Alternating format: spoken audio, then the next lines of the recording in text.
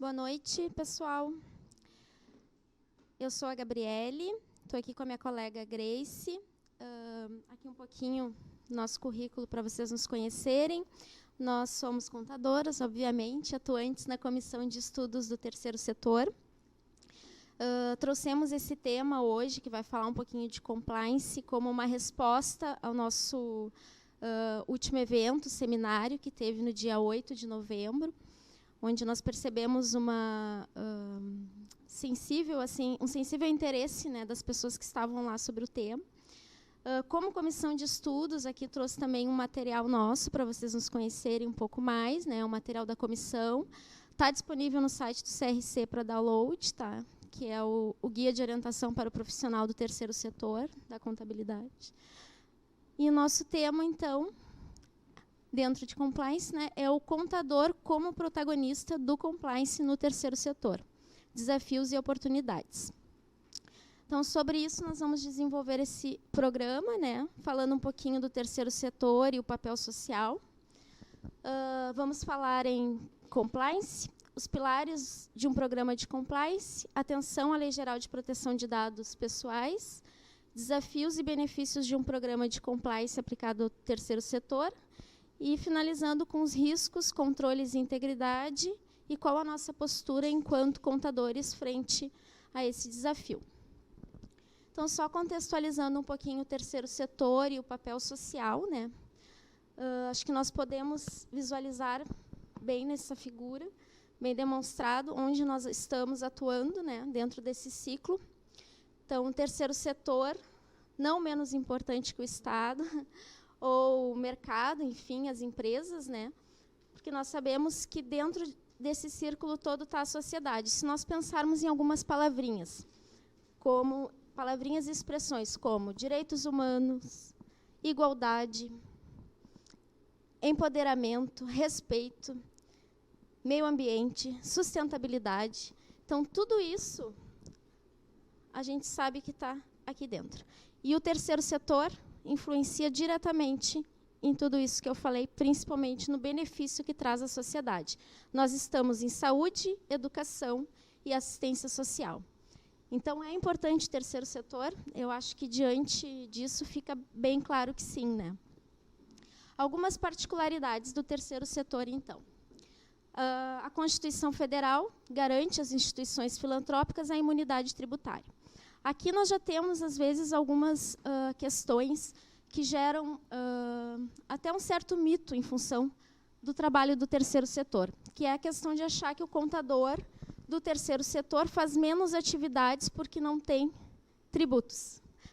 Mas nós sabemos que as obrigações fiscais existem também, né? Fizemos SPED, enviamos DCTF, informamos aquilo que retemos dos pagamentos, então, não menos importante é esse contador. A questão do entendimento de que nós estamos agindo onde o Estado não chega, faz parte da questão social, né, que eu falei no início. Falando de imunidade ainda, né, ela se dá em função daquele atendimento gratuito a milhões de brasileiros, que tem relação direta, né, com essa afirmação de que a cada R$1 investido pelo Estado por meio das imunidades, a contrapartida é de R$ 7,39. Então, aqui a gente vê essa questão da imunidade diretamente sendo aplicada no terceiro setor. E nós sabemos que todo o resto é reinvestido na manutenção da missão dessas instituições. Então, elas não visam o lucro, mas precisam de superávit para poder continuar existindo e reinvestindo nas suas atividades. Falando um pouquinho de números, né, também trazendo a importância do terceiro setor, dentro da saúde, são mais de 260 milhões de procedimentos realizados, é responsável por 59% de todas as informações de alta complexidade do SUS, 906 municípios brasileiros são atendidos exclusivamente por um hospital filantrópico. Educação. Somam mais de 2,4 milhões de alunos, sendo 725 mil bolsistas no ensino básico e superior. Assistência social. mais de 3,6 milhões de vagas de serviços essenciais de proteção básica são oferecidas pelo setor. Então, falar desses números é para a gente mostrar que realmente o terceiro setor é muito importante. Importante e atuante na nossa sociedade hoje. Em função dessas cifras e desses valores, acho que eu passei demais. Em função dessas cifras, desses valores, de todas essas questões que nós comentamos aqui, fica claro o interesse da sociedade cada vez maior no que o terceiro setor está fazendo.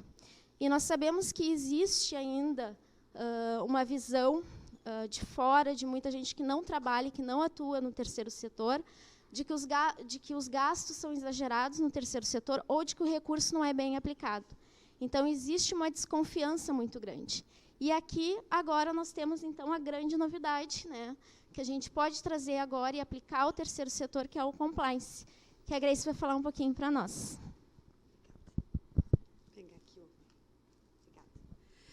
Pessoal, então, o que veio com compliance, né? Para a gente não podemos colocar tudo a perder, o que a Gabi falou, esses números importantes que a Gabi trouxe, a gente vai mostrar o quanto o compliance é necessário, fundamental, importante, obrigatório para manter tudo isso que a Gabi acabou de nos apresentar.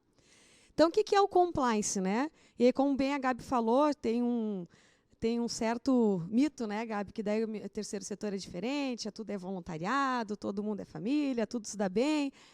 Né, temos que nos dar bem, é isso aí, trabalhar de forma saudável, mas não é bem assim. O terceiro setor é extremamente profissional, tem que trabalhar de forma profissional e a gente visa, sim, o compliance e buscamos estar de acordo. O que é o tal do compliance, né, que tem se falado tanto? Compliance. Compliance é conformidade, que vem do to comply, conformidade. Que é o quê? Agir de acordo com uma regra, com uma instrução, com uma normativa interna e externa. Abrange a lei anticorrupção, que todos nós temos contadores, né, e não contadores, temos que estar de acordo, inteirados. Governança corporativa, não tem como falar de compliance sem falar em governança corporativa. Né, o que eu estava falando agora há pouco. Então, por enquanto, a gente está falando sobre o conceito do compliance, depois a gente vai entrar nos pilares para ficar mais prático e trazer mais para a nossa realidade. Então, o compliance está de acordo com regras internas e externas. Qual é o grande intuito disso? Garantir os objetivos das organizações, evitando, detectando, tratando preventivamente possíveis problemas para futuramente não comprometer nada do que a Gabi apresentou. Aqueles importantes números que apresentam o terceiro setor. Então, seguindo ali, né, nos conceitos, que compliance também é atendido com um conjunto de ações estratégicas determinadas pela empresa, no nosso caso, pelas instituições. De novo, tem a finalidade de garantir que os colaboradores atuem de acordo com as regras e, principalmente aqui, não julguem, não atuem de acordo com as regras sem ter julgamento próprio. Se eu não tenho regras, aí eu não falo só das externas, que é legislação, se eu não tenho regras internas, eu oportunizo ao funcionário fazer julgamento próprio daquilo que ele entende ser conveniente para a instituição. Mesmo que ele tenha boa intenção, a melhor intenção pode não ser a intenção, aquilo que é realmente bom para a instituição. Então, não é indicado que fique no julgamento do colaborador como proceder, e sim seguir as regras da instituição. Mas, então, aqui que eu queria entrar, nos pilares de um programa de compliance, né? Mas a minha instituição é pequena, eu não tenho estrutura, eu não tenho condições financeiras. Tu pode. Tu é contador, tu pode. Usa a tua criatividade, traz o teu dia a dia para cá e vê que a gente tem como fazer. Podemos não ter estrutura e condições de aplicar um programa completo, mas a gente tem como atuar em partes importantes de um programa de compliance. Então, a gente vai falar... Gabi, tu me interrompe se eu deixar a bola picando, se tiver um exemplo bom aí. Então, nós temos 9 pontos num programa de compliance, e aí eu não vou ler todos aqui, eu vou falando ao longo da nossa conversa sobre os 9 pontos. Primeiro lugar, suporte da alta administração. Não tem programa de compliance, que é programa de integridade, sem o suporte da alta administração. Não tem, não pega, não vinga. E o suporte da administração vai muito além da administração dizer assim, da alta administração, né, dizer assim, eu sou a favor disso aqui. Tu é a favor ou tu faz?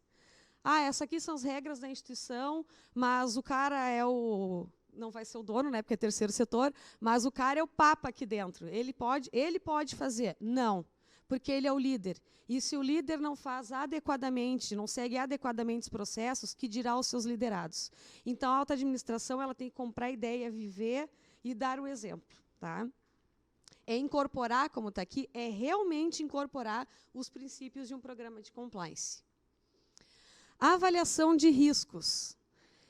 O que são riscos? São situações potenciais, mas não certas. E aí é que eu vou dizer assim, não certas, que é o quê? Eu posso ter uma probabilidade de erro, intencional ou não. O erro intencional, para dizer bonitinho, fraude, né, Gabi? Então, eu tenho situações. O que são riscos? Né? Então, essas situações potenciais, eu tenho probabilidade de riscos numa classificação remota, numa possível e numa provável. Onde é que eu vou demandar energia? Na provável, na possível, e ficar sempre de olhos atentos na probabilidade remota. Como é que eu avalio, como é que eu identifico esses riscos? Né? Em primeiro lugar, eu tenho que identificar, tenho que entender quais são os objetivos da instituição. Eu estou na educação. Quais são os objetivos da instituição de educação que eu atuo? Eu estou na área de saúde. Quais são os objetivos? Eu estou na assistência social. Tá, mas o programa de compliance não é igual para todo mundo, é essência sim, mas tu vai adaptar à necessidade da tua instituição. Porque se eu não entender o objetivo da instituição em primeiro lugar, eu vou demandar um esforço tão grande que daqui a pouco não é interessante para a instituição. Então, em primeiro lugar, eu tenho que entender onde eu estou. Sim. Só salientando, né, que a questão de estar em compliance não é só a questão específica, cultural, ética, que a gente está falando na questão combatendo a corrupção. Ela tem um aspecto legal, estar em conformidade com o aspecto legal. E nós sabemos que cada tipo de instituição tem a sua particularidade, tem o seu regramento jurídico diferenciado. Então, ela vai ter que cumprir isso de acordo com a área em que ela atua. Né? Isso é importante. E o terceiro setor é cheio de particularidades. Né? Bom, então, primeiro, eu entendi os objetivos institucionais. Depois, eu vou identificar as áreas de risco. Eu vou fazer um mapeamento dos principais riscos, de novo. No momento que eu identifiquei as áreas de risco, eu vou identificar quais são as relevantes. Aquelas que não são relevantes, como não vamos do 8 a 80, vão começar nas de maior risco, nas relevantes, mas sem esquecer aquelas de menor risco. Eu vou mapear, então, esses processos e eu vou identificar as fragilidades e trabalhar em cima delas. Esse aqui é um exemplo que a gente trouxe, é uma ferramenta que eu gosto de usar, que a gente chama de mapa de calor. Tá? Isso aqui não é, claro, criação minha, né? Isso aqui é uma ferramenta. Eu gosto de usar e só trouxe, caso não conheçam. Né? Eu gosto porque ela é bastante didática.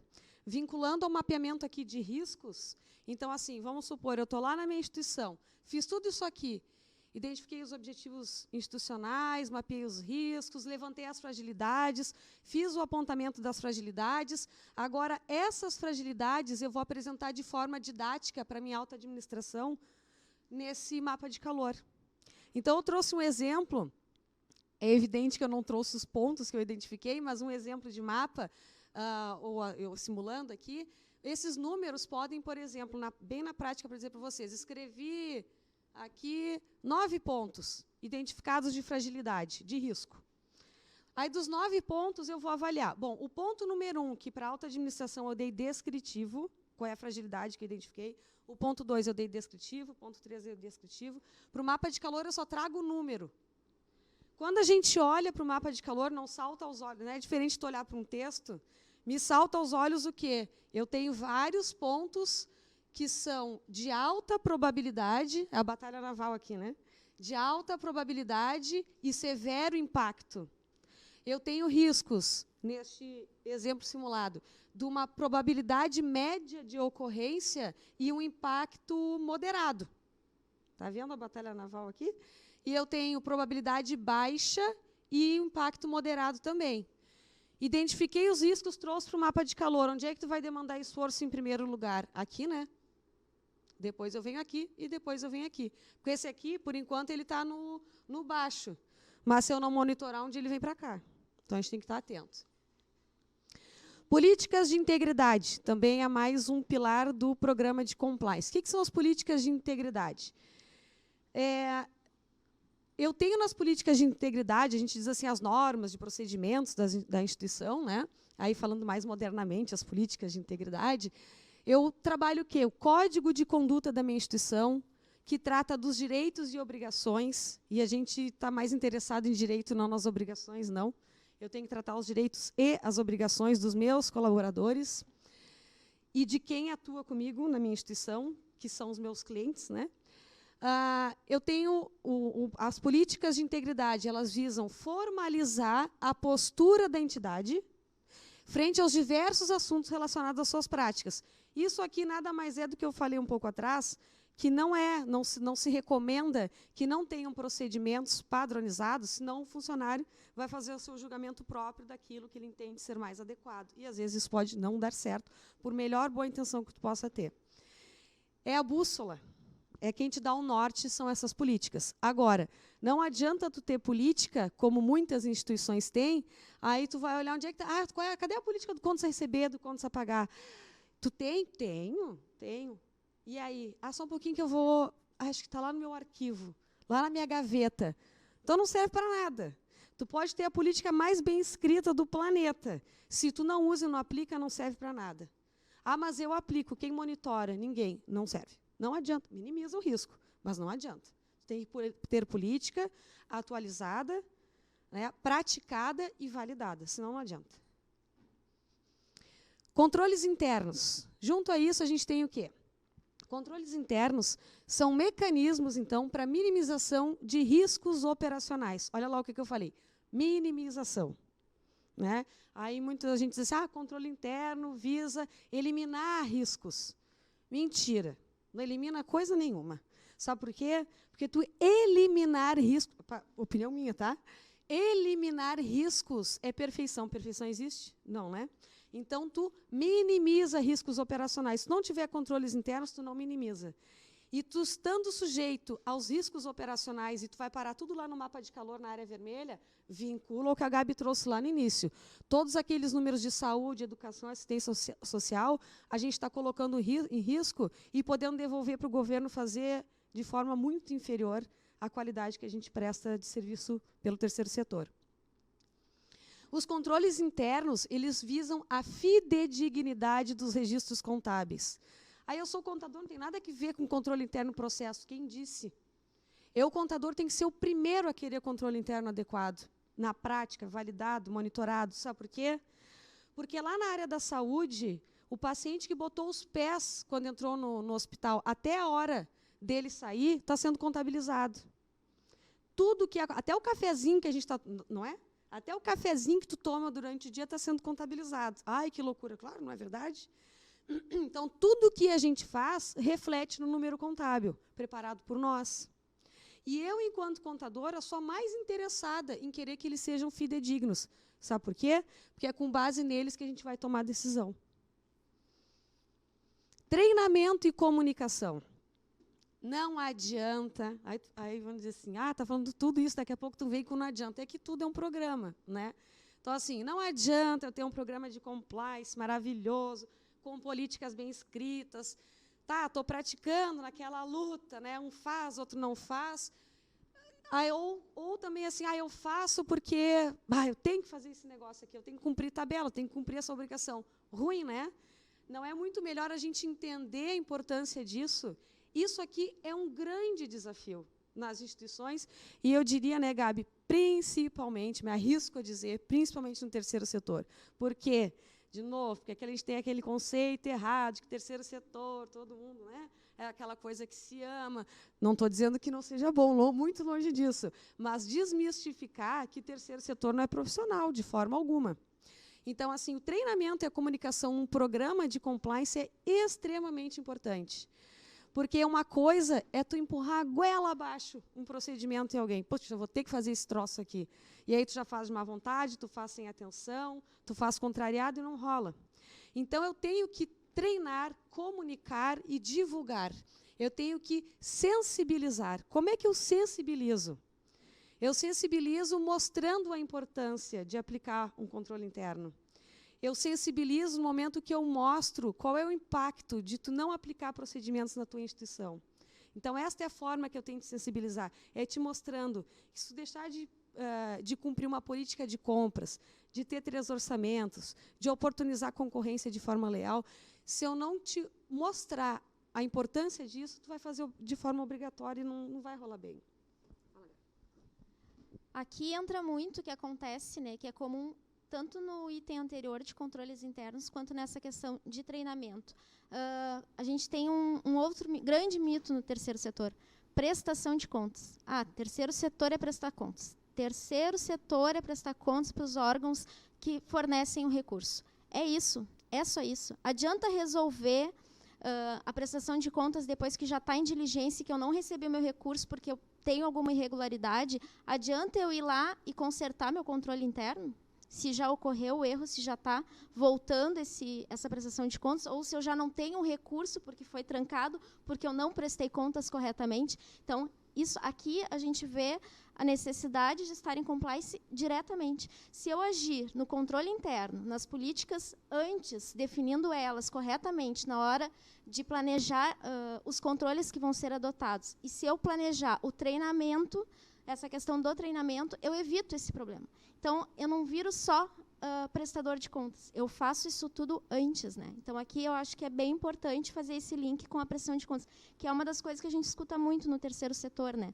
E às vezes a gente é chamado, o contador, já para resolver o problema, quando já está a prestação de contas lá trancada por alguma irregularidade. Então, a gente tem que agir antes, a gente tem que dar esse subsídio para a instituição antes, e se eu sou o contador da instituição e eu estou atuando lá dentro, eu tenho obrigação de fazer isso antes, né?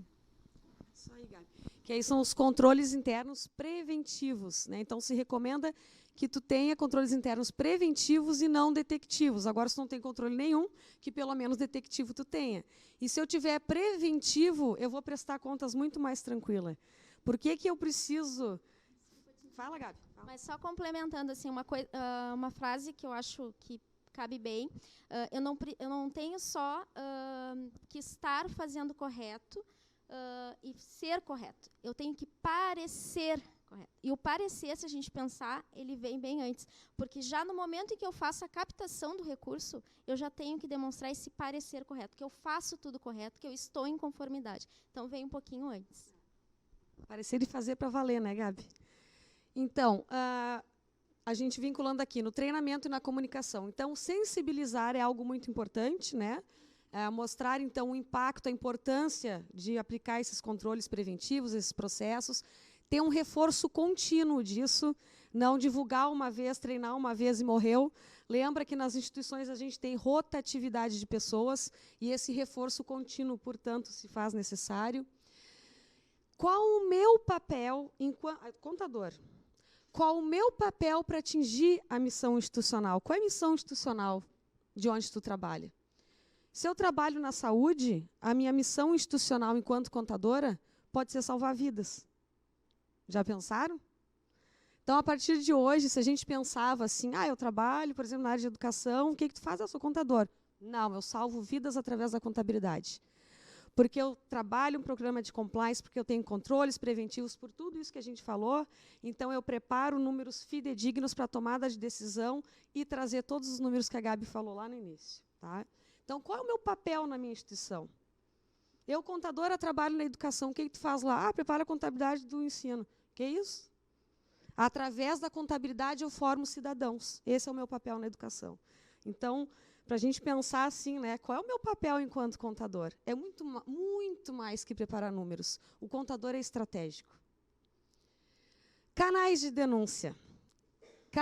Quando a gente fala canais de denúncia, tem quem olhe e tome um arrepio. Canal de denúncia, ainda mais no terceiro setor, pelo amor de Deus, o que é isso? Aí eu aprendi com os meus amigos auditores que, Grace, vamos falar canal de integridade, fica mais suave e é a mesma coisa. Né? Canais de denúncia, o que são? Podem ser confundidos, mas não devem, com ouvidoria.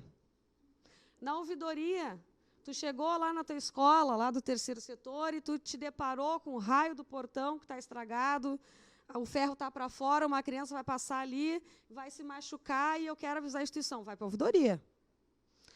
Eu passo todo dia, vou lá para o hospital, não sei onde, tem um vidro quebrado e aquilo ali é um risco para as crianças. Vai para a ouvidoria. Esquece canal de denúncia. Canal de denúncia é outra coisa. É uma importante ferramenta para a identificação de fraudes. Tá? E Pesquisas têm mostrado o quanto isso dá resultado. Os canais de denúncias, eles têm que ser confidencial e anônimos. O canal de denúncia, se ele não tiver isto aqui, esquece. Para eu ter um canal confidencial e anônimo e trazer as pessoas para o meu lado e incentivar que elas façam a denúncia do bem e responsável, eu tenho que sensibilizar, né, e mostrar a finalidade disso. Para dar certo um canal de denúncia, eu tenho que saber comunicar e dar segurança para os colaboradores de que o anonimato deles está garantido. Esse canal de denúncia, que é um canal de integridade, ele é um alerta para potenciais violações às políticas internas e externas, né? Ele nos mostra condutas inadequadas ou que eu penso que é inadequado de alguém, que não me conformo com corrupção, vou lá no canal de denúncia e alerto. Eu posso não ter fatos concretos, papéis, documentos, foto, número, vídeo, posso não ter nada disso. Mas, se eu for a denunciante do bem, o fiscal do bem, eu entro no canal de denúncias e vou toda hora vincular a Gabi, porque eu quero garantir tudo que a Gabi falou lá no início. Eu tendo um canal de denúncias, aí eu vou para as investigações, um outro pilar do programa de compliance. Investigações, o que são? É um pronto atendimento às denúncias. Se eu tenho um canal de denúncias, incentivo, sensibilizo, o cara vai lá e faz uma denúncia e ele não tem retorno, deu. Entrei em descrédito. No momento que eu entrei em descrédito, não vai funcionar mais. Então, eu tenho que ter, enquanto instituição, a responsabilidade de averiguar se essas denúncias são plausíveis, se são coerentes, se elas realmente fazem sentido, né? Então, eu tenho que ter pessoal especializado, pronto, capacitado para fazer isto, né? Entender a clareza, entender tudo o que aconteceu naquela denúncia. Quem foram os envolvidos, quais foram as circunstâncias, teve violação de leis, de políticas internas, que são as políticas de integridade. Então, de nada adianta ter um canal de denúncias e não averiguar a denúncia e não dar retorno para o denunciante. Eu caio em descrédito. Due diligence. O que é isso? Aí eu coloquei aqui. Eu antes dei para a pergunta, depois eu lembro o que a gente escreveu na pergunta, mas eu sei o que é. Due diligence é um dos pilares do programa de compliance. Na minha instituição, eu uso um software. E aí eu tenho um contrato com a empresa de software. Essa empresa de software tem toda a minha base de dados, toda. Pensa na área da saúde, pensa na educação, na assistência social. Quando a Gabi, mais à frente, vai falar na Lei Geral de Proteção de Dados. E se eu falei isso, não me contem, mas se eu falei isso e alguém pensou assim, Deus do céu, o que é isso? Se preocupem, tá? Mas aí a Gabi conta mais à frente. Então, voltando ao exemplo, eu tenho um contrato de prestação de serviços, né, para utilizar o meu software. Ela é minha licença de software, que está com toda a minha base de dados. Ah, mas eu sou responsável. Eu uso adequadamente os dados dos meus alunos. Eu não uso de forma ilícita. Se a empresa que me presta serviço não está usando de boa fé, eu não posso fazer nada. Paciência. Paciência é coisa nenhuma. Tu é responsável junto. E mais adiante, ainda depois da Gabi, a gente vai voltar nesse assunto. Tu é corresponsável. Ou tu fecha os olhos e diz assim, não é comigo. É contigo sim, tu é contador. Quais controles preventivos eu estou adotando, enquanto instituição, para minimizar os riscos de terceiros que trabalham para a nossa instituição não nos representarem de forma ilícita? Me deu um nó, então vamos lá. Como assim? Neste exemplo da empresa de software, que conforto eu, instituição, tenho de que ela está usando adequadamente as minhas informações e para a finalidade da qual eu contratei ela? Quem garante que ela não está vendendo meu banco de dados? Tu é responsável, sim. Daqui para frente, aí, Gabi, vou me meter só um pouquinho, quando a Gabi falar na Lei de Proteção de Dados, a gente pode e deve começar, por exemplo, a prever nos contratos de prestação de serviço cláusulas onde me possibilitem lá auditar, para ver o que eles estão fazendo com os meus dados. Tá? Mas eu não vou falar mais, que a Gabi tem um monte de coisa para falar sobre a lei. Auditoria e monitoramento. O que não é medido não é gerenciado. Esquece.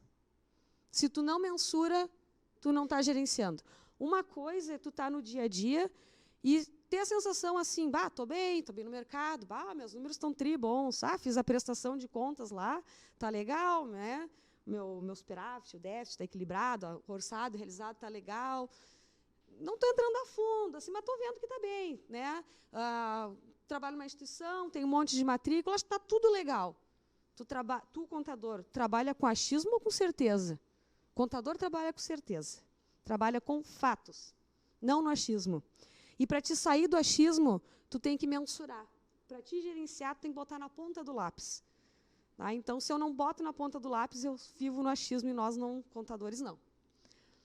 O programa de compliance, aí voltando aqui, a gente está falando sobre um dos pilares, né? Auditoria e monitoramento. Então, o programa de compliance está caminhando na direção que eu quero? Como é que tu vai saber? É que nem as políticas que eu comentei há pouco, de integridade. Adianta tu ter a melhor escrita do mundo? Contratei a empresa top, multinacional, escreveu as melhores políticas, está na tua gaveta, não serve para nada. Quem é que está monitorando e auditando isso aí? Se tu não estiver fazendo isso junto com as políticas, não serve. Aí tu vai na sorte. Tu tem que ter uma avaliação constante, um monitoramento dos teus resultados, dos teus processos. Né? Tu tem, então, auditoria para verificar o andamento dos pilares do compliance, para ver se surgiram novos riscos. Porque o fato de tu ter procedimentos, tu está cumprindo, tu está monitorando, eu tenho certeza que o resultado vai ser uma beleza. Não, tu pode ter surpresas.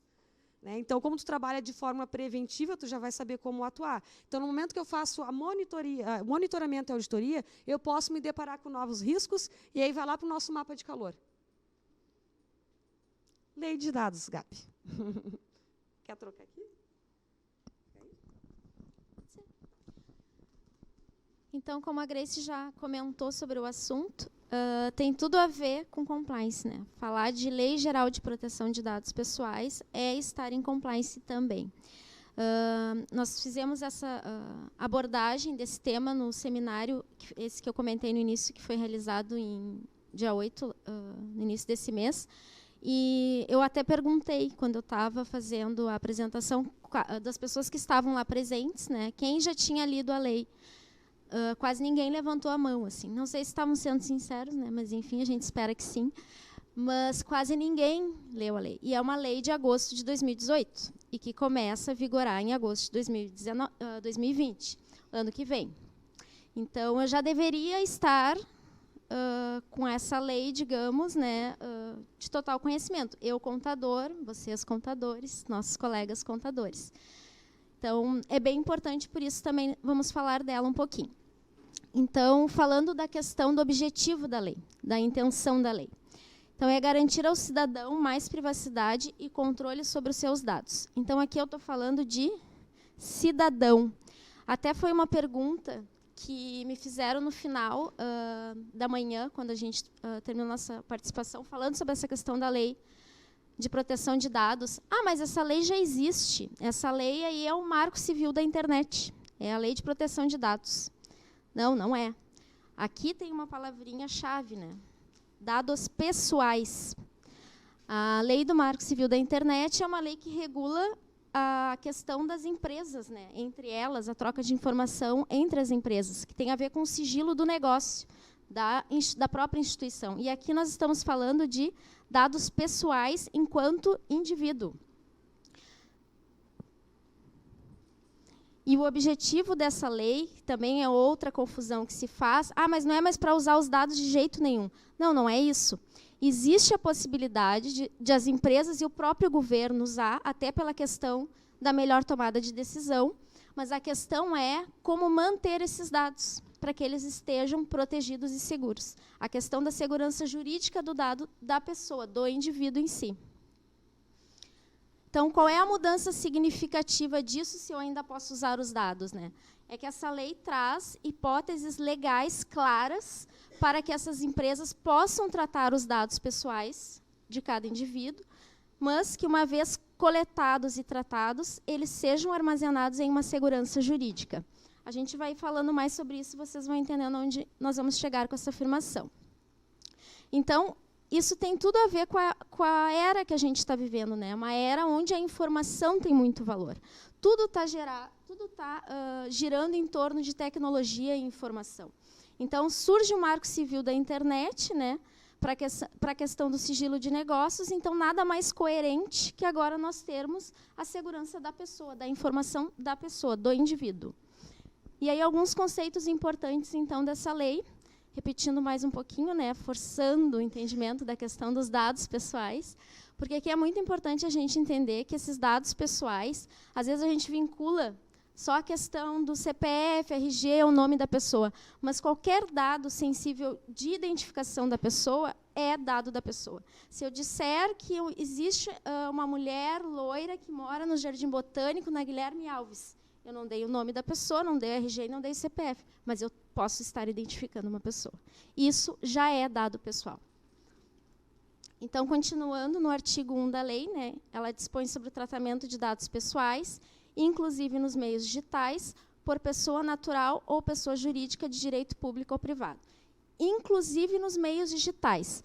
Está falando que é exclusivo nos meios digitais? Não. Então, é qualquer meio de informação. Formulário por escrito, vale também. Pessoa natural ou por pessoa jurídica de direito público ou privado. Eu estou falando de que empresas? Todas as empresas, né? Eu não estou falando de determinado setor, eu não estou falando de relação com o cliente, eu estou falando de qualquer relação da empresa com o indivíduo. Aí a relação pode ser de trabalho, pode ser os empregados, pode ser o meu cliente, pode ser parceiro de negócio, qualquer relação. E o objetivo, então, de proteger os direitos fundamentais de liberdade e de privacidade e o livre desenvolvimento da personalidade da pessoa natural. Então, fica bem claro que estamos falando de dados do indivíduo.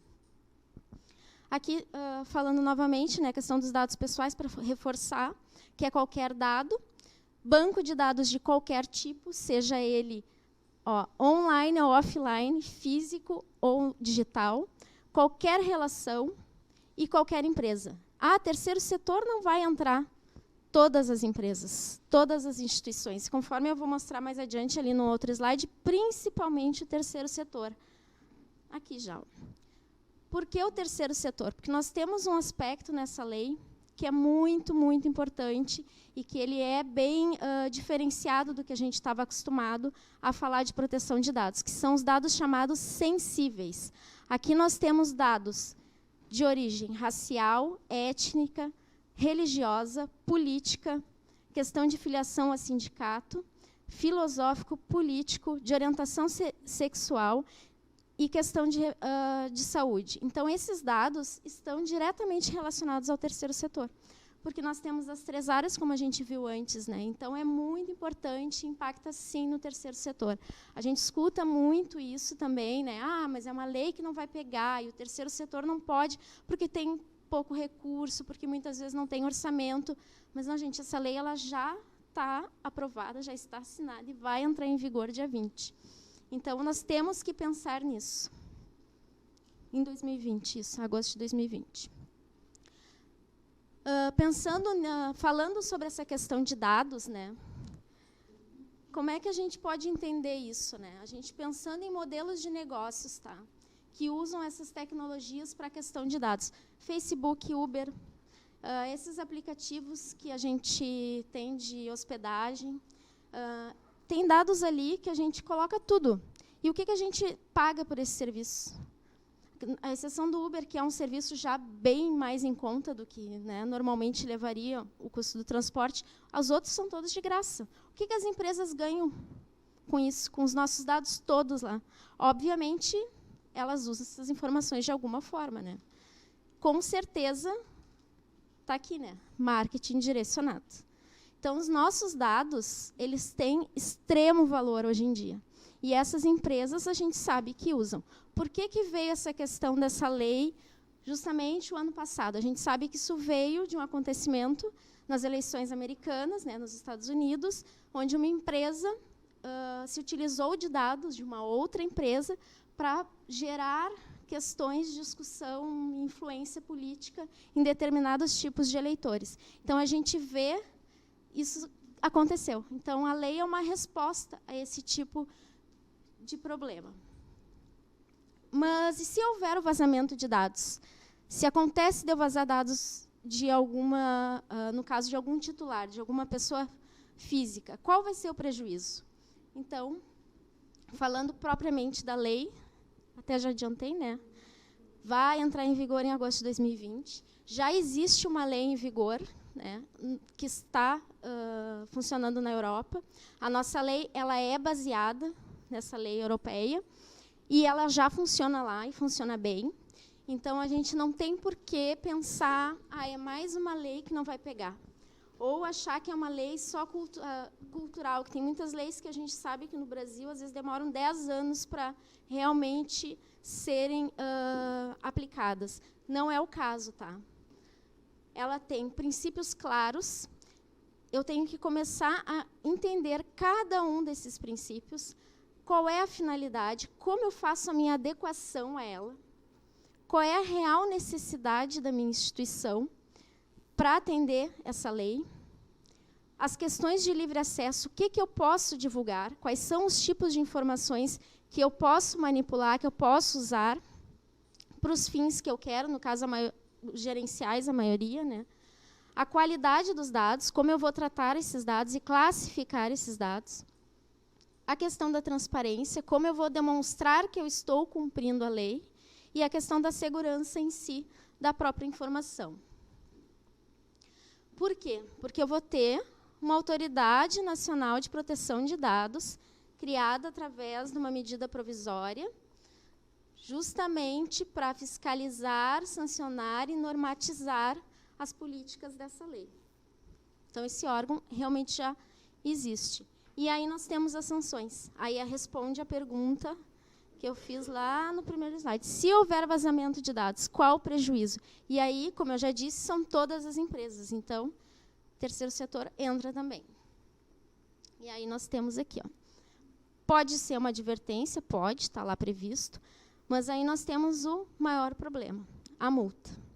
Ela pode até 2% do faturamento da pessoa jurídica de direito privado, com o teto de 50 milhões por infração. Então, é um valor considerável, né? O que vai acontecer se uma instituição, uma fundação, que é bem essa constituição, né, pessoa jurídica de direito privado, se tomar uma multa dessas? Inviabiliza a instituição, pode fechar as portas. Então, nós temos que considerar essa lei como sendo de grande importância, sim. Tem a questão da multa diária, tem a questão da publicização da infração, que aí eu tenho que dizer que houve vazamento de dados, divulgar isso, colocar isso em algum meio público, e aí, além de tudo, eu estou chamando a atenção para a instituição de que isso aconteceu na minha instituição. Entra toda a questão da credibilidade, né? Bloqueio de dados pessoais, simplesmente eu bloqueio o banco, e aí eu não tenho mais esses dados, que pode dar um prejuízo grande também para a instituição. E a eliminação dos dados pessoais. Bom, não existe mais esse banco. Então, as punições são sanções bem sérias. Então, se vazou a informação, se ocorreu isso, a primeira coisa é a instituição identificar isso o mais rápido possível, procurar esse titular, que é a pessoa, no caso, que pode ser afetada, e tornar isso para a pessoa, público, e tentar, né, auxiliá-la no sentido de o que pode ocasionar para ela aquela informação. Uma instituição de saúde, por exemplo, que trabalha, que sabe todo o estado físico de um determinado paciente, né, pode acontecer desses dados serem usados, por exemplo, uma empresa de seguro de vida que quer cobrar mais da pessoa porque soube que ela está tomando determinado medicamento, que por isso ela tem uma doença mais grave, e aí esse seguro de vida pode ser oferecido de uma forma mais elevada, digamos assim. Então, é um exemplo de uma informação direta, que afeta diretamente a pessoa, inclusive financeira, né? A questão da gravidade, tá? A lei até fala dessa questão de monitorar a gravidade, mas ela não é clara ainda. Não existem ainda prazos e nem essa questão de o que vai ser considerado grave ou não grave. É muito ainda no termômetro desse exemplo que eu falei, né? Qual é o transtorno que isso causou para a pessoa?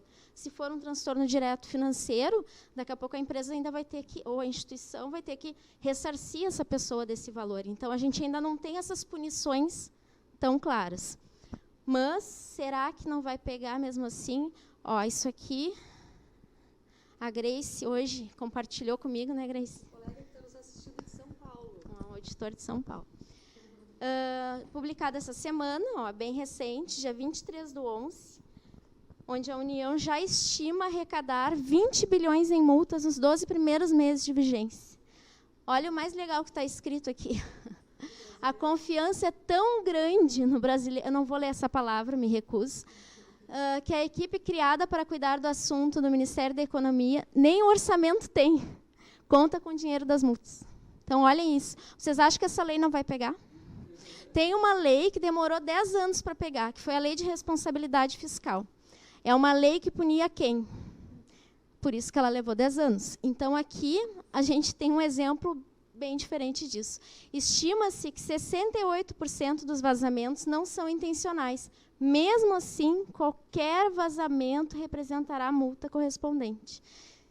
Então, né, acho que temos que nos preocupar. Estamos diante de uma mudança que deveria ser uma mudança cultural, porque eu entendo que proteger dados são os nossos dados, né? É uma lei boa, mas a gente tem que se preocupar enquanto estamos servindo as instituições, enquanto contadores que estão auxiliando as instituições, chamar atenção para o entendimento dessa lei. Eu vou mostrar mais adiante ali algumas adequações, né, que são necessárias, vocês vão entender também mais um pouquinho de como o contador pode influenciar diretamente nisso.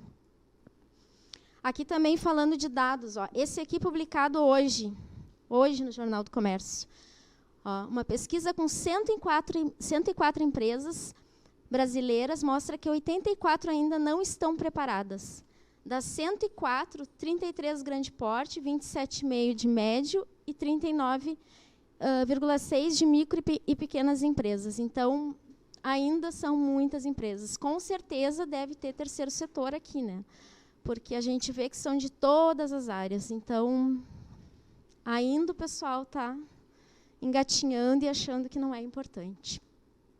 Mas como eu faço, então, para tentar começar a implantar essa lei, que eu já deveria estar tentando, já deveria pensar nisso, né? Aqui nós traçamos um plano de adequação, assim, que está sendo comentado por alguns estudiosos, né, da lei, que estão implantando, consultorias que estão sendo contratadas também para implantar, né, essa lei nas empresas. São passos básicos, assim, que eu não posso pensar que eu, como instituição pequena, não tenho recurso. Eu tenho que tentar fazer o que for possível, porque essa lei vai entrar em vigor em agosto de 2020 e eu tenho que estar preparado. Então, vamos pensar em medidas. Talvez eu não consiga contratar uma consultoria para implantar, mas então o que eu posso fazer enquanto instituição? Então, a primeira coisa, estudar a lei.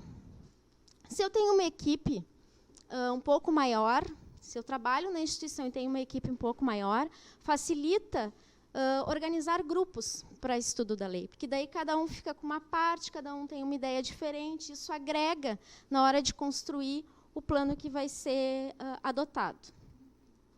Se eu sou o contador, e, no caso, prestando serviço para a instituição, eu já posso ter esse estudo, né? Quem tem? Quase ninguém, né? Mas eu já posso ter e posso ajudar. E aí o segundo passo qual é? Para esse plano de adequação, que eu acredito ser um dos mais importantes, que é a conscientização. Fazer com que todo empregado saiba o que é a Lei Geral de Proteção de Dados Pessoais. Porque aqui vai envolver uma mudança de cultura que não adianta, que nem a Grace falou lá no compliance, não adianta o diretor dizer que tem que fazer. Então, ele tem que demonstrar que isso está sendo feito, está sendo aplicado. Aí, Gabi, tu bem coloca a palavra adequação, porque os poucos que eu tenho conversado sobre a lei, porque quando a gente fala, fica assim, quê? Né? Não, eu vou me adaptar. Adaptar, não, adaptar dá jeitinho. Nós vamos nos adequar, né, Gabi? E a cultura, como tu bem diz, realmente, nós somos um dos países, ainda escutei há poucos dias, que mais se expõe. É a cultura do brasileiro, né? É expansivo, meio eu assim, né? É expansivo, fala e bota informações em redes sociais e foto. Então, a gente não tem a cultura do cuidado, do tratamento desses dados. E até pelo contrário, a gente se sente até constrangido, né? Tu vai numa loja, já começa. Tu quer um desconto? Óbvio que eu quero um desconto. Tá, então tá. Me dá o teu CPF, a tua data de nascimento. Para quê? né? Não é para te ganhar desconto, tudo bem. O que tu vai fazer com o meu CPF? O que tu vai fazer com a minha data de nascimento? E a gente fica constrangido, né? Mas a mudança da cultura tem que acontecer, não só nós enquanto contadores, mas nós, para a nossa vida pessoal. Não, isso mesmo. Até a gente está acostumado já no dia a dia. Isso aqui, eu ainda me assusto, porque às vezes eu entro para pesquisar alguma coisa, coloquei, sei lá, só o meu bairro, quando vê tem 500 sugestões para aquilo ali. É um absurdo, assim, né? Às vezes a gente fica até assustado. Claro que isso é a tecnologia, a informação, é benéfico, né? Mas a gente tem que pensar também na questão da segurança mesmo da informação, né? Então, essa questão de mudança de cultura, ela é muito importante. Passa de uma mudança de entender, até isso, eu escutei em mais de uma palestra dada sobre a Lei Geral de Proteção de Dados. Normalmente, as empresas estão acostumadas a pensar direto assim, eu quero esse objetivo, eu vou prestar esse serviço e é esse produto. Então, eu pego todos os dados, máximo possível que eu quiser, depois eu tiro aquilo que eu preciso para atender aquela demanda. Só que aqui nós temos uma mudança de cultura, é o contrário, né? Eu passo a pensar primeiro, tá, eu tenho esse produto que tem esse serviço, mas quais dados eu realmente preciso? Porque tem dados que, às vezes, a gente fornece e a empresa, às vezes, nem sabe o que vai fazer com ela, né? Com essa informação. Então, aqui já tem uma grande mudança de cultura. Eu tenho que definir primeiro quais dados eu vou pegar para depois direcionar direto ao serviço e ao produto. Gabi, e mais uma questão, né, sobre os dados, a lei, que ela, como tu bem diz, ela vai nos exigir que tu diga o que tu vai fazer com aquele dado que tu coletou, que em primeiro lugar eu tenho que pensar assim, eu coletei o dado, pensa, tu coletou o dado, tu pode proteger? Não? Então não coleta. Todo dado que te torna identificável é um dado pessoal. Eu ia falar uma coisa que eu não me lembro, mas daqui a pouco volto. Aí eu pego o microfone. Fica à vontade. O terceiro passo, então, nesse plano de adequação é o mapeamento dos fluxos, né? Porque daí eu não sei onde eu tenho uma grande estrutura na instituição, eu pego dados para conceder bolsas de estudo, eu pego dados para conceder auxílios para estudante, eu pego dados de diversas fontes em diversas áreas. Eu não sei qual é exatamente a área que tem os dados. Então, eu tenho que mapear esse fluxo para poder identificar isso. Dentro na nossa realidade do terceiro setor, né, a gente trabalha muito, eu já até comentei naquela questão dos dados sensíveis. Então, a gente tem muita informação. E essas informações acabam, né, influenciando direto. Então, eu vou ter que mapear isso no fluxo para poder saber como eu vou atuar em cada um. E aí, sim, com esse conhecimento, com a conscientização, já sabendo quais são as hipóteses que eu posso tratar os dados, tendo todos esses 3 itens aqui já perfeitamente já organizados, eu vou conseguir fazer o meu plano de ação. E aí o plano de ação entra os controles, né, que nós já falamos, controles que eu vou ter que criar ou desenvolver. Eu já tenho que ir pensando no meu orçamento, porque talvez eu tenha que adquirir sistemas ou trocar sistemas. E aqui é muito importante essa questão do orçamento. Nós sabemos que as instituições, né, do terceiro setor, elas trabalham de forma muito enxuta, com recurso muito enxuto. E, às vezes, tem que fazer uns orçamentos por mais tempo, né, organizar por mais tempo as suas finanças. Então, aqui é muito importante já identificar. Nós estamos em final de novembro, né, quase dezembro, então ainda dá tempo da gente colocar isso no orçamento 2020. Porque se eu não colocar isso esse orçamento agora, nesse momento, talvez a instituição não tenha dinheiro para fazer isso lá em agosto, né? Que já estamos em agosto e eu não vou ter essa previsão.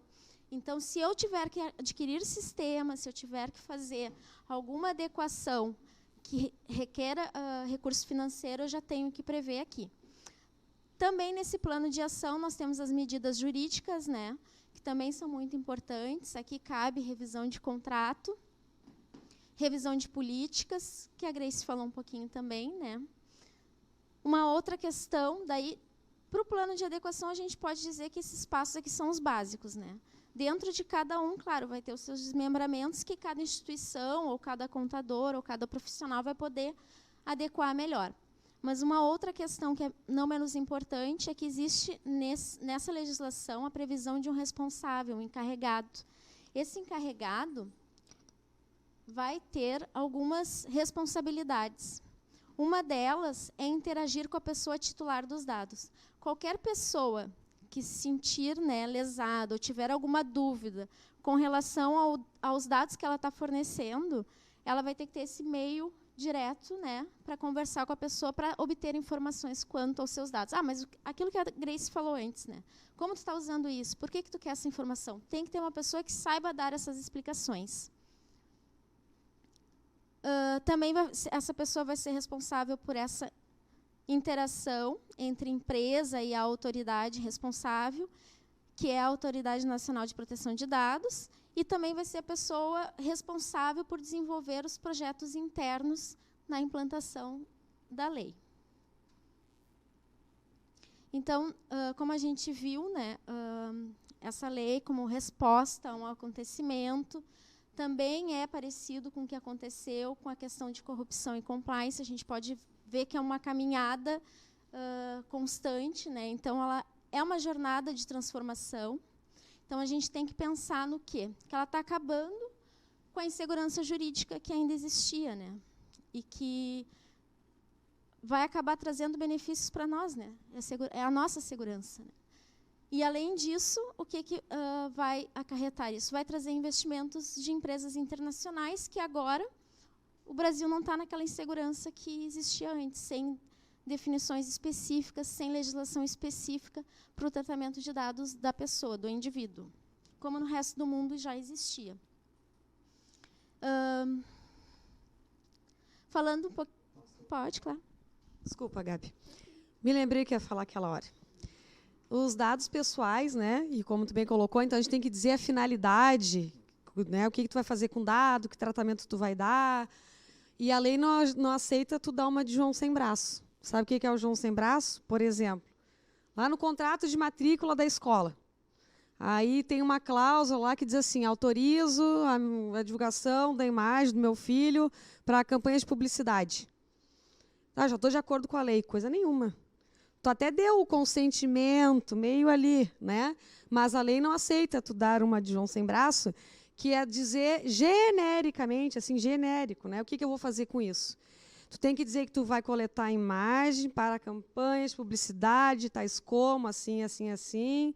Esse dado, essa imagem vai ficar no meu banco de dados por tanto tempo. Passado esse tempo, eu vou eliminar.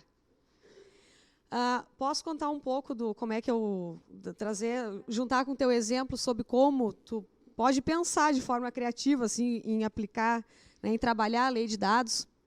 Não tenho recurso para um sistema, e a Gabi bem lembrou, se liga no orçamento. Mas eu não tenho recurso. Tá bem, vamos pensar vamos repensar o processo. A lei de dados é como tu olhar o copo cheio, a metade do copo, né, que a gente estava conversando antes. Sabe aquela história do copo pela metade? Tu pode olhar para o copo e dizer assim, puxa vida, metade, falta outra metade desse negócio. Tem todo esse trabalho para fazer com a lei de dados. E tu, contador, pode ir lá e dizer assim, baita oportunidade, tem um mercado aí de trabalho, vai trazer fidedignidade para a minha operação, lá para os meus números, para a minha tomada de decisões. Eu vou contar um pouco, posso, Gabi? A gente estar trabalhando desde já, mas a lei, se pegar, vai pegar só em agosto de 2020. A Gabi já mostrou os números aqui, ela não é se ela vai pegar, ela já pegou. Ela vai entrar em vigor lá, mas ela já pegou. E eu, desde já, eu tenho que mostrar de forma, né, verdadeira, não só não posso tomar de João sem braço, eu tenho que mostrar quais ações eu estou tomando desde já para estar adequada à lei. Então, desde já, tudo aquilo que eu fizer, eu estudo, eu dou capacitação numa instituição, formaliza, documenta tudo isso aí.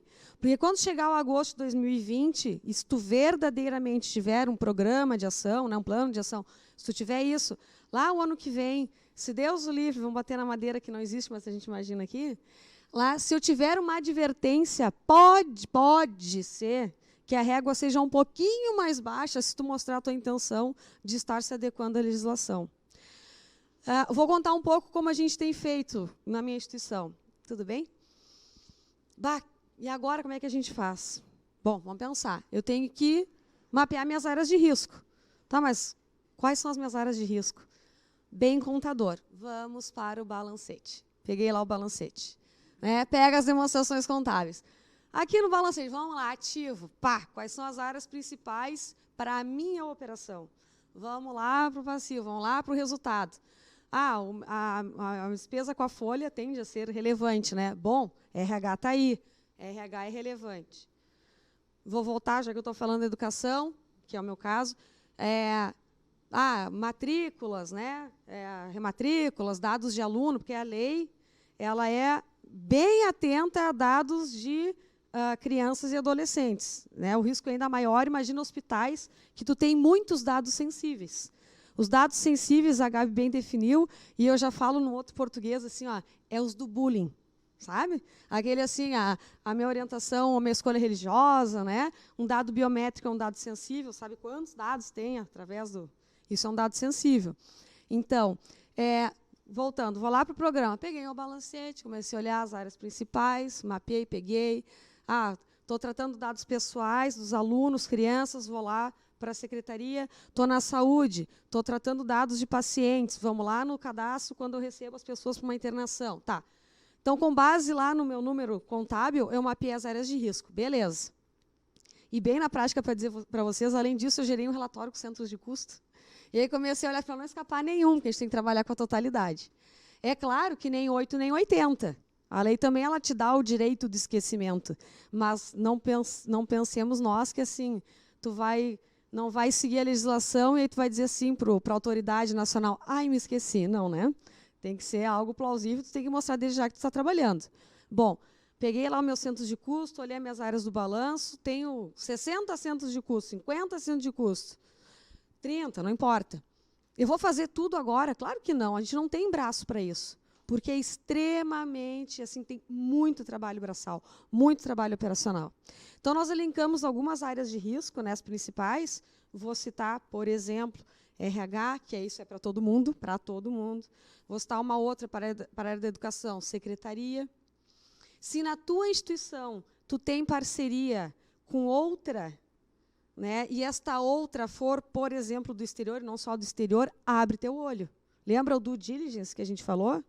Se tu tem parceria com uma instituição, principalmente porque a Gabi falou lá, a lei europeia ela já está há tempo, eles já estão há muito tempo, nós é que não estamos.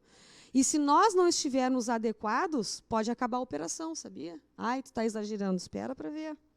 Né? Então, a gente tem que trabalhar de forma preventiva.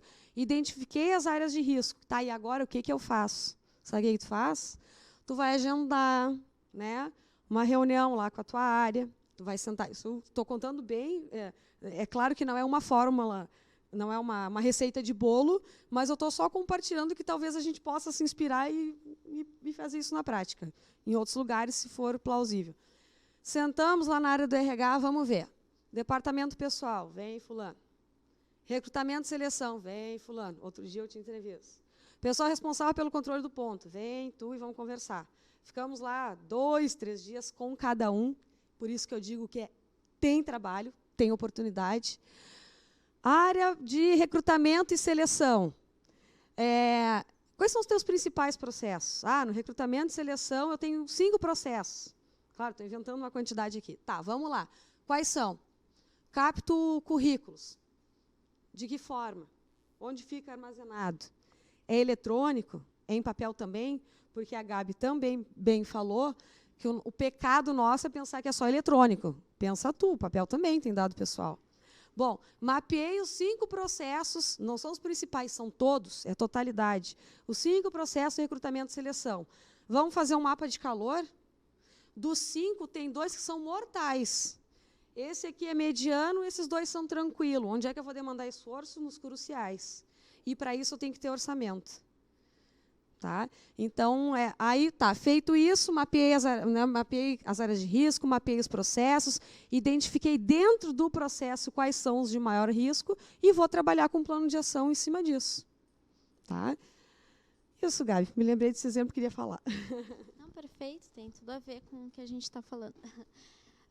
Até nessa questão de RH, nos últimos dias, assim, o grupo de empresas para o qual eu presto serviço teve uma visita e até me perguntaram, foi bem interessante, pessoal oferecendo compliance em RH, em departamento pessoal. E adivinhem se era um contador? Não era. E ele estava falando de algo que a gente sabe, né? A gente sabe, não só da área de quem trabalha no terceiro setor contábil, do terceiro setor, em outras áreas. Para o perito contábil, que atua na esfera trabalhista, é uma grande oportunidade. É uma grande oportunidade enxergar o copo cheio, como a Grace falou. Pode, claro. Gabi, tu me permite, eu só vou voltar num ali, que eu queria só falar uma coisa, e tu bem já nos assustou aqui, né? Nos assustou, nos orientando. O tamanho dos... Isso aqui não tem que estar em orçamento, né? Não, porque se eu estou trabalhando de forma preventiva, eu não posso cogitar pagar uma multa dessa, não dá. Para prevenir, né? Para prevenir. Mas sabe, Gabi, que tão grave quanto daqui para cima, esses de baixo aqui, eles são tudo um conjunto. Mas daqui para baixo eu acho tão grave quanto. Porque tu já pensou vazar o dado do teu filho que está lá na instituição, do paciente que está lá no hospital, e tu tem que contatar esta pessoa e dizer assim, vazar os teus dados? Como é que fica a imagem da instituição? Né? Perde a credibilidade. Eu tenho que dar, como diz a Gabi, eu tenho que publicar isso aí. Tu já pensou chegar, vou de novo, falou terceiro setor, educação, saúde e assistência social.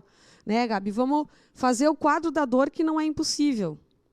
Eu tenho lá o SEBAS, que é o Certificado de Entidade Beneficente de Assistência Social. Beleza. Se eu estou, por exemplo, na educação, eu trabalho com bolsa de estudos. Né, eu tendo um processo adequado à legislação para conceder as bolsas de estudo, daqui a pouco, vamos pensar no quadrador, vazar os dados de determinados alunos. Eu vou ter que avisar a família, eu vou ter que ir lá na autoridade nacional e dar publicidade isso aí. E aí ela pode chegar e dizer assim, ó, tu que não fez nada pela lei, que eu já estou te avisando desde 2018 que eu estou batendo na tua porta, tu trata de eliminar esses teus dados. Eliminou os dados, neste exemplo desses alunos, acabou o teu SEBAS, acabou a tua filantropia. E aí acabaram aqueles números que a Gabi trouxe lá no início, de saúde, assistência social. Implica direto na continuação da instituição, né? Não tem, por isso que eu disse aquela hora, pode acabar com uma instituição. Só voltando lá para a questão dos desafios e benefícios, a gente já falou de quase tudo isso, né? Mas falando assim didaticamente, né, da questão dos desafios e benefícios de um programa de compliance, esse programa de compliance vai abordar e vai integrar a Lei Geral de Proteção de Dados Pessoais. Então, é desenvolver e estimular a cultura organizacional de controles. Controle sempre existiu, controle interno sempre existiu. Só nós temos aqui agora uma mudança um pouco drástica no sentido do controle preventivo com relação mesmo à questão da conformidade. Benefícios. Controle e qualidade, ganho de produtividade, otimização dos processos, imagem da instituição, respeito, transparência e ética. Agregaria aqui junto, né, nesse último item aqui, com essa questão de respeito, transparência e ética, a questão dos recursos, né, porque uma instituição que ela pratica tudo isso, que ela demonstra que tem controle, demonstra que tem qualidade, está produzindo, está deixando seus processos otimizados, ela está parecendo, né, para as instituições que dão recursos, que fornecem os recursos, que ela demonstra que tem respeito para com o recurso que recebe, para com a população que ela atende, para com os titulares, para as pessoas físicas da informação que ela trata, que ela está agindo com transparência e está agindo com ética. Então, a gente só vê benefícios. Então, a gente não pode pensar, é uma lei que vai mudar a estrutura da instituição, vai mudar a forma de pensar dessas instituições, vai mudar. Mas isso não é ruim, são coisas boas, ela vai trazer benefícios. Claro, como toda a lei que inicia, ela requer essa atenção, mas não precisamos ficar apavorados, né? Aqui temos um grande campo, eu falei, a Grace falou, a gente vai continuar falando ainda mais um pouquinho sobre isso, mas temos que pensar no copo cheio, temos que pensar que é uma oportunidade. Mais uma vez, o contador sendo chamado a ser protagonista. Isso aí. Gabi, esse teu slide é totalmente o copo cheio, né? O anterior ali. Sabe que, agora tu passando isso aqui, eu me lembrei, quando a gente faz esse mapeamento de riscos aí para a lei, né, para a lei de dados, muitas vezes quando tu está conversando com o pessoal das áreas, né, tá, vamos entender aqui os teus dados, planilha, né, planilha todos os processos, faz didaticamente as cores, o vermelho é o risco maior, amarelo moderado, verde dá para levar. Muitas vezes, e aí vinculando o que a Gabi coloca de produtividade, tu pergunta sobre um processo e tu diz assim para a criatura, tu coleta esse dado por quê?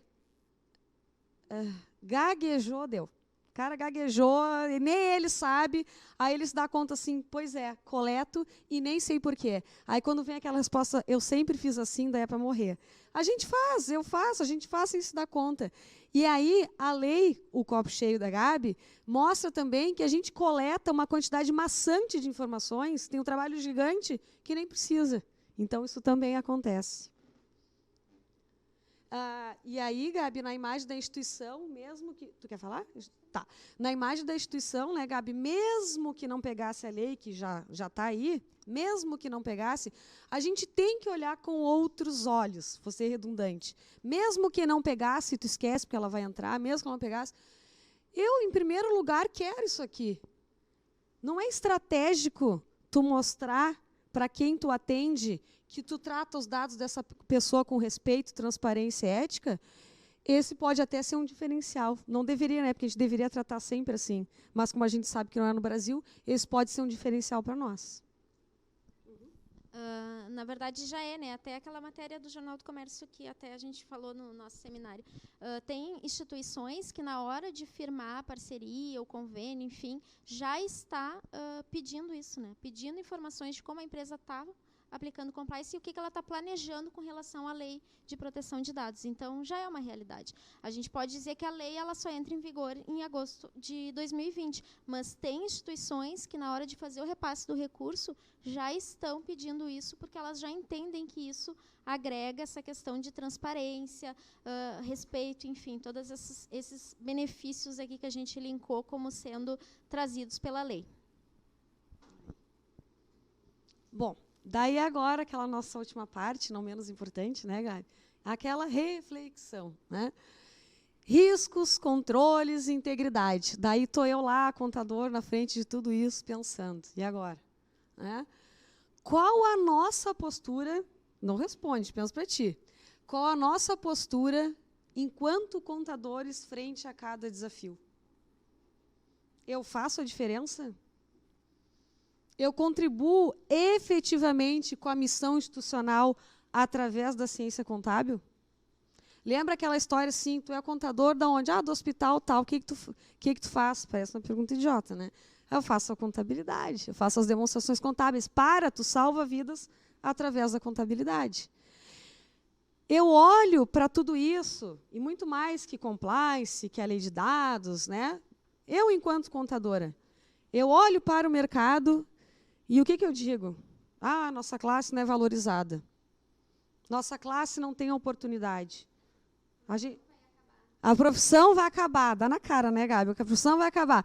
Pensa no copo cheio. O sistema vai pensar por nós, né, Gabi? Eu olho de que forma para o mercado, para a nossa profissão?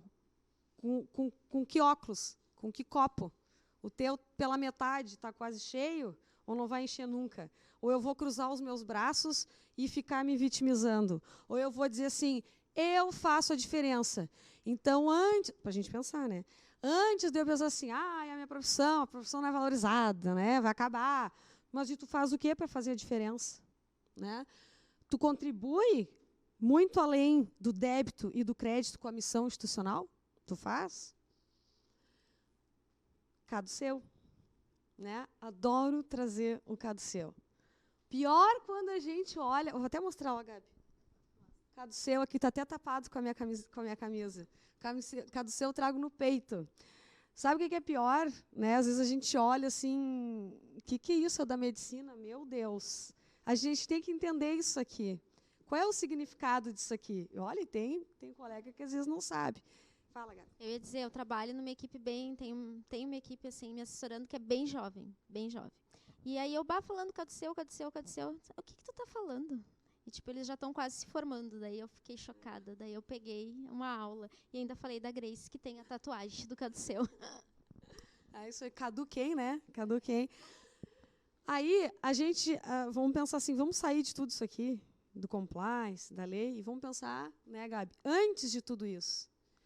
Um dia na tua vida, tu jurou isso aqui. Tu esqueceu? Gente, quando eu falo tu, pelo amor de Deus, é assim, todos nós para pensar, eu estou no tu, tá? Se é estudante, pensa que vai jurar. Ainda vai. E quando jurar, tem que falar bem alto, né? Então, assim, ó, independente de que área tu atua enquanto contador, pensa lá atrás, em primeiro lugar, quando tu te formou, isso aqui está na tua veia, né? Tu trabalha para concorrer, né? Para que o teu trabalho possa ser um instrumento de controle e orientação útil e eficaz. Tu te compromete a lutar pela permanente união da classe contábil? Por exemplo, agora, a gente está compartilhando conhecimento. O que tu faz para isso aqui? Então, volta lá às tuas origens. Quando a gente dá uma desanimada, acontece, né? De vez em quando a gente dá uma caída. Para, vem para cá, olha, pensa que lá atrás tu jurou, isso aqui tem que entrar na nossa veia. Isso aqui é a nossa motivação. Isso aqui a gente jurou e que não seja um mero juramento. Isso aqui tem que fazer realmente parte do nosso DNA enquanto contadores. E se a gente tiver isso aqui no sangue, mesmo que tu não tenha condições na tua instituição de ter estrutura para implantar uma lei de dados, tu vai fazer acontecer. Porque quem quer faz, quem não quer, dá desculpa. Né? Então, só estou colocando assim para a gente pensar. Eu não aceito corrupção. Tá louco? Será? Lembra da due diligence que a gente falou? Não, eu protejo os meus dados. Eu protejo. Eu sou tri-responsável. Eu protejo. Prestador de serviço que trabalha para mim, eu não sei, mas o que eu vou fazer? Se ele está trabalhando adequadamente com os meus dados, eu não sei, eu estou fazendo a minha parte. Tu não está sendo co-responsável numa possível corrupção? E daqui a pouco ele está fazendo uma baderna com os teus dados e quem vai se dar mal é tu junto. Porque tu quis fechar os olhos e não quis ver o que está acontecendo. Então, quando eu digo que eu sou contra a corrupção, o que eu faço para que isso não aconteça? Tu, enquanto contador, não só do terceiro setor, o que tu faz para combater a corrupção? Pode ser não, já está mais do que na hora de agir. Então, a gente pensar diferente, volta a olhar o copo cheio da Gabi e identificar que existem possibilidades, um mercado grande para a contabilidade, e em vez de vez em quando, assim, que a gente dá uma desanimada, vamos dar uma pensada assim, não tem muita oportunidade, eu posso olhar com outros olhos e botar em prática a minha essência, que é essa aqui. Tu pratica a tua essência? Tá bem? Gabi, fechar? Fechado, é isso aí, Grace. Deixei ela concluir porque ela tem uma tatuagem, tá? Não, mas é isso, é tudo que ela falou. Assim, a gente espera ter, nesse tempo que a gente passou junto aqui, tentado transmitir essas inovações, essas coisas que estão surgindo, principalmente para o terceiro setor. Então, esperamos que tenhamos conseguido atingir o objetivo, mas principalmente a questão da motivação. A questão motivacional assim, da profissão, que eu acho que a gente está precisando dar uma mexidinha, se mexer, sair do lugar, influenciar as pessoas que estão na nossa volta. Eu, com esse pessoal que eu converso, assim, que está perto de se formar, mas que ainda eu vejo que não tem isso, eu tento, eu falo, e assim, eu noto que existe o resultado.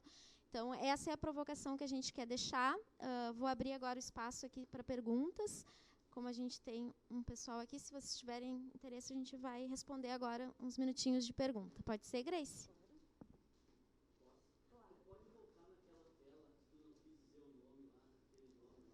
Safadeza. Ah, do jornal, a do Globo. Essa aí. Ah, tá. Então vamos botar o vermelhinho em cima. Tá. Tu colocou ali que eles estão trabalhando nessa lei, né? Eu estou lendo, estudando, eu sou contador e um amigo meu é advogado, nós estamos acompanhando isso aí. Aí foi colocada a lei que eles estão trabalhando sem verba, mas eles querem ter um orçamento muito grande em cima das vidas, né? Por exemplo, um cliente meu estourou, eu vou lá e vou procurar a pessoa que pegou o nome e fez, passou adiante, foi fazendo. Como é que eles vão ganhar isso em cima dele se ele é meu cliente? Eu vou acionar a pessoa que fez como posso dizer, divulgou tudo que não era para ser divulgado. Eu vou acionar essa pessoa pelo meu cliente. E como é que o governo vai ganhar em cima disso aí, essa ação que eu estou fazendo? Tá, eu vou contextualizar. Pensando nós, como se diz, a oportunidade que nós temos. Eu tenho que repetir, Então, né? eu sou contador, tem a minha cliente. Eu repito a pergunta. Ela trabalha no mundo inteiro, ela tem crescido, então nós estamos cuidando disso aí. Se nós vamos tentar agir para ajudar ela, o que o governo vai ganhar em cima dela nesse caso? Tá. Vamos ver se eu entendi. Se eu não respondi, tu me chama de novo. Eu acho que a tua pergunta vai bem na situação assim que a gente falou há pouco. Diga. Porque tanto faz, pode ser para uma ONG, um hospital, ou pode ser uma pessoa jurídica. Uhum. Tá. Eu não tenho gerência em uma instituição sobre os atos das pessoas, né? Então, daqui a pouco, um for lá e esculhambou com os meus dados e eu é que vou pagar o pato. Mais ou menos por aí que tu está dizendo. Tá. Aí, o que tende a lei de dados, né? É naquela questão da régua que eu disse, da advertência. Vamos lá. Sou uma instituição, o cara pegou meus dados, vazou, vendeu, fez o diabo. Aí, vamos pensar no quadro da dor. Aí usaram o canal de denúncias lá do Compliance, eu vou averiguar e vejo que isso é fato. Aí, o DPO, que é o encarregado, né, porque tem que ter uma pessoa na instituição que vai ser o cupido, a ponte entre a instituição e a Autoridade Nacional de Proteção de Dados. Esse cara tem que ser o contato da instituição, ele tem que estar lá no site, o nomezinho dele, telefone, o e-mail corporativo, que ele tem que ser o contato independente, ele não está debaixo da asa de ninguém, ele é independente na instituição. Aí houve vazamento de dados, o cara usou o canal de denúncia, fizeram uma auditoria, identifiquei que isso é fato, o DPO vai fazer um relatório de vazamento de dados, vai mandar para a Autoridade Nacional, vai avisar a pessoa que foi a vítima. A Autoridade Nacional, que ainda não está definido quem compõe, mas ela já existe, vai lá na minha porta. Pessoal, isso tudo eu estou dizendo com base no nosso entendimento da lei, que ainda não está em vigor. Vai lá bater na minha porta e vai dizer assim, querida, né, aconteceu tudo isso aqui, esse vazamento de dados, e me mostra quais são os teus controles preventivos para que isso não aconteça. Aí, quando for lá, eu vou dizer assim, deu. Se eu disser assim, não, tem um cara que encarrega, tem que ter o DPO, né, é o encarregado lá da proteção de dados, que faz o contato com a Autoridade Nacional, tudo com ele. Não é assim. Quais são me evidencia, quais são as evidências que tu tem de ter tomado desde muito antes de agora, quais são os controles que tu tem para minimizar um vazamento de dados. Tu nunca fez nada? Bom, então vamos conversar sobre a tua advertência, porque faz desde 2018 que eu te aviso que tu já deveria estar trabalhando nisso. Agora vamos pensar no quadro da dor amenizado, tá? Nessa mesma situação. Vazou os dados, veio fiscal, veio a Autoridade Nacional, bateu na minha porta, assim, querida, o que tu fez para que isso não acontecesse? Então, vamos lá. Desde que saiu a legislação, está aqui a lista de presenças das capacitações que eu dei ao longo do ano para os meus colaboradores, a lista de presenças já dizendo lá, né, o que tu vai fazer com essas assinaturas, quando que tu vai eliminar. Tem aqui tem tudo isso aí. O pessoal está tão crica lá onde eu trabalho que isso é muito legal, que quando eu vou tirar foto, aí para deixar evidências para isso que tu está falando, já me diz assim, o que tu vai fazer com a foto? Né, eu tenho que responder, né, porque os caras já estão ligados. Então, no momento que tu demonstrar, tu evidenciar que realmente tu está trabalhando para isso, a tua régua pode ou não baixar, e aí eu não posso te afirmar, porque as coisas não aconteceram ainda, mas por que não, daqui a pouco, não ter a multa? Tu pode, porque a tendência não é assim, ó, vazou e te levou a multa. Tu tem as advertências, né? Respondi? Mais ou menos. não sei se eu vou tentar complementar. O que existe já, isso já existe, é as empresas se processarem entre si ou eu me sentir lesado e processar a empresa. Isso já existe. A gente sabe, inclusive, de empresas que já estão sendo processadas nesse sentido por vazarem dados. Então, isso já existe. Então, assim, ó, eu imagino que a gente ainda não está aplicando a lei, né? Não tem ainda, mas eu imagino que vai acontecer as duas coisas. No momento que houver isso se tornar público, uma empresa grande, não vou citar nomes, mas Uber, que já tomou, a Uber já tomou processo, entendeu? E é público. A Uber é público. Já perdeu o processo e já teve que indenizar pessoas por vazamento de dados de informações. Isso vai acontecer, se tornou público. Se o governo está com essa intenção, estimando, como eles não vão saber disso? Vai ter alguma forma de fiscalizar isso já, né? Imagino que linkado à justiça mesmo, entrou o processo, eles já vão saber. Eu imagino que essa é a intenção e eles devem estar trabalhando para isso, senão eles não iam estar dizendo isso, né?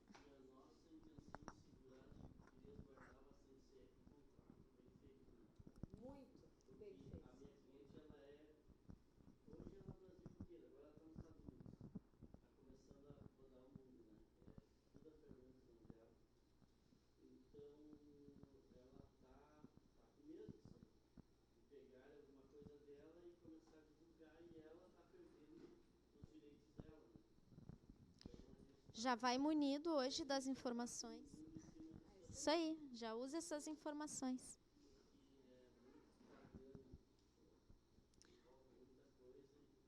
Eu só não sei aonde o governo, em caso, se uma instituição, uma ONG, um negócio, o governo pode, mas uma pessoa jurídica, acho que ele não chega a entrar, né? Porque quem vai solicitar é nós, por exemplo. Qualquer coisa que vazou, que deu que não é o que ela estava colocando, vai ser nós que vamos colocar contra a pessoa, né? E não o governo. A não ser que exista essa questão da denúncia ou alguém procurar, né? Que é o que a gente, né? Quando começar a tornar pública a lei, talvez as pessoas procurem nesse sentido, né? Alguém mais tem alguma pergunta?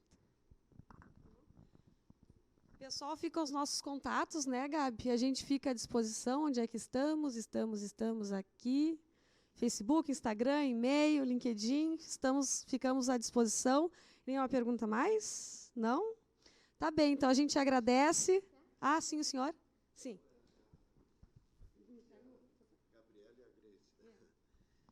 Não, quem falou a respeito do que eu vou colocar foi a Gabriele, né?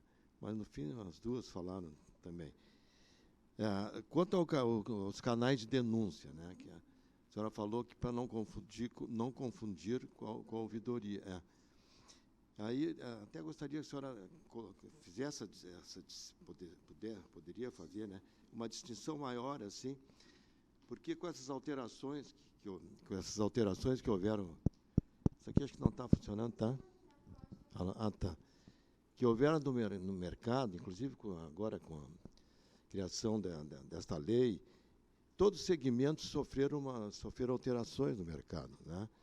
Por exemplo, como a reforma trabalhista, por exemplo, né? Então, vai ser um momento que a ouvidoria das empresas vão ter uma profundidade maior nas colocações e as reclamações das pessoas, e que pode se misturar com os canais de denúncia, né? Porque eu vejo que essa reforma trabalhista que foi feita pode causar, muitos perderão as atividades, né? Pode causar também danos morais, porque as pessoas ficam sofridas com aquilo e ficam diminuídas na sociedade, inclusive, e certamente haverão muitas ações ainda, né, na Justiça Civil em relação a essas coisas. Então, eu entendo que poderá realmente se misturar.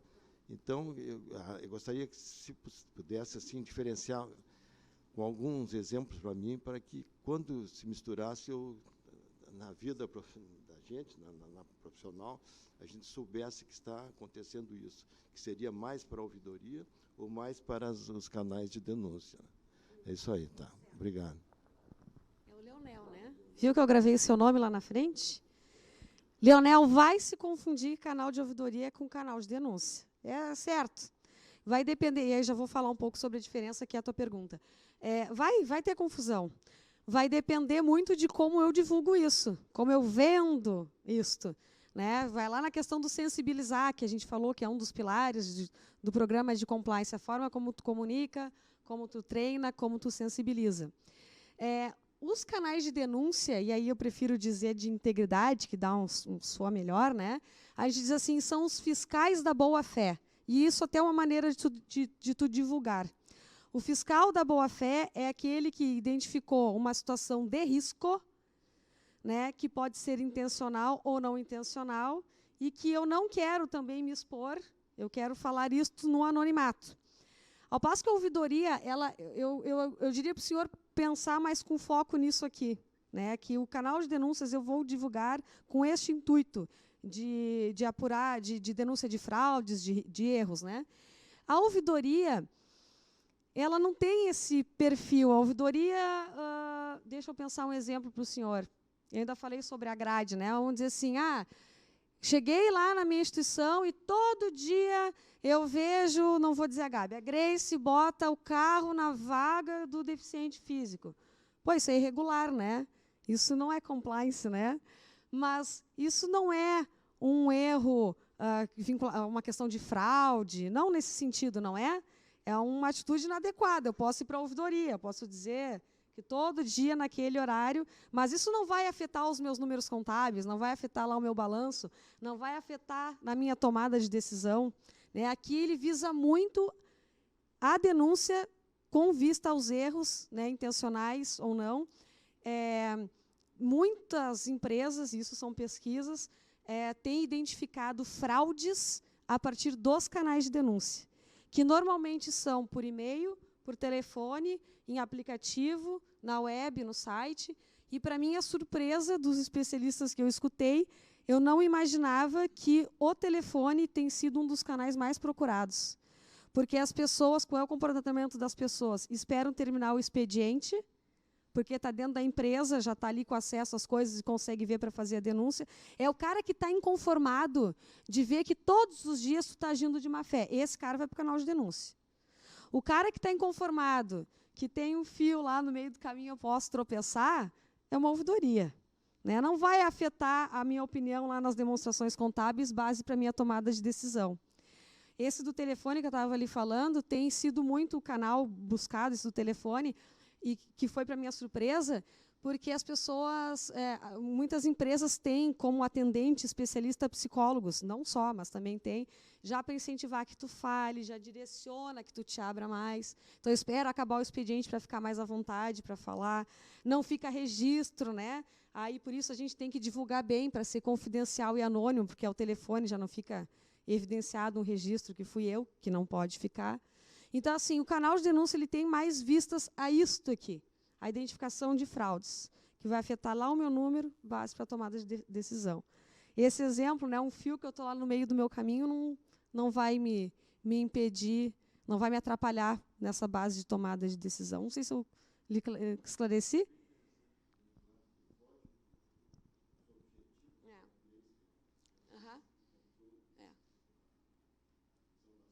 Isso.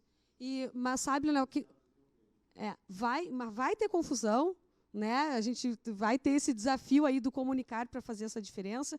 E aí, aproveitando a sua pergunta, o cara que é o ouvidor tem que ser uma pessoa da minha extrema confiança, porque nessa dúvida de mandar para canal de denúncias e ouvidoria, aquilo que eu achei que era para ouvidoria era uma baita de uma denúncia, de um baita risco, e caiu num cara que não é preparado para receber aquela informação. Então tem que cuidar isso também. Exatamente, para passar. Isso aí, perfeito. Roberto, tu queria falar?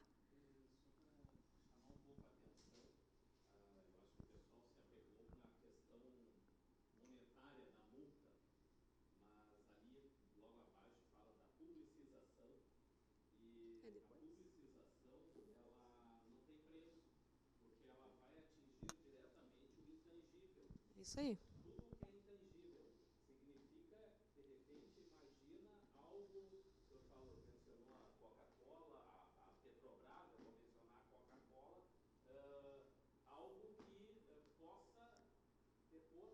Acabou o teu Sebas, né, Roberto? Acabou o Sebas. Acabou? Não tem 50 milhões de multa que recupere, Não. que faça essa pena se volatizar, entende? Então, de repente, a publicização da infração, ela passa É tão grave quanto. tão grave quanto os 50 milhões. E tem uma questãozinha, só que eu até não comentei, mas que ainda tem uma questão assim discutida, que está sendo discutida de boa fé, de tu divulgar, manifestar que que aconteceu o vazamento da informação e tu ter um prazo para se organizar e divulgar aquilo para a pessoa que foi atingida ou para as pessoas que foram atingidas. Na lei europeia, são 72 horas. Então, eles dão 72 horas para que a instituição, para que a empresa haja e consiga fazer, digamos, consertar, não posso usar esse termo, porque, às vezes, dependendo do prejuízo, ela tem uma consequência maior, né? Mas tem regramentos que permitem que a empresa faça isso e que ela não sofra a punição. Então, a gente tem que torcer para que isso também venha depois e seja aplicado aqui no Brasil, né?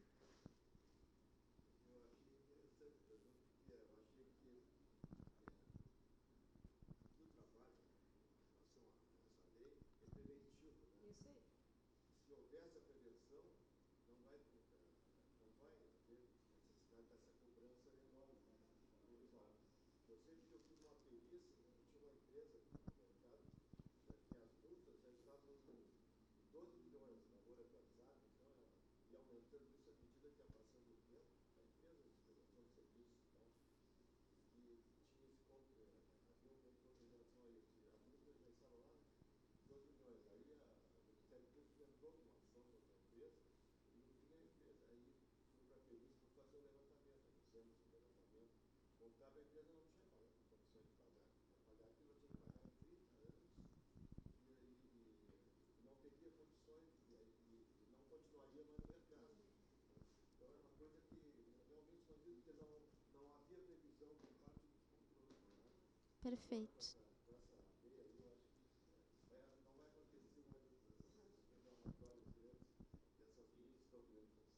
Perfeito, seu Leonel.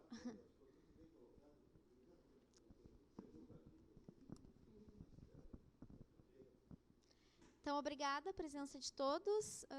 Só agradecendo em especial, assim, temos outros membros da Comissão de Estudos do Terceiro Setor aqui, que fazem parte com a gente, o Gabriel e o Roberto.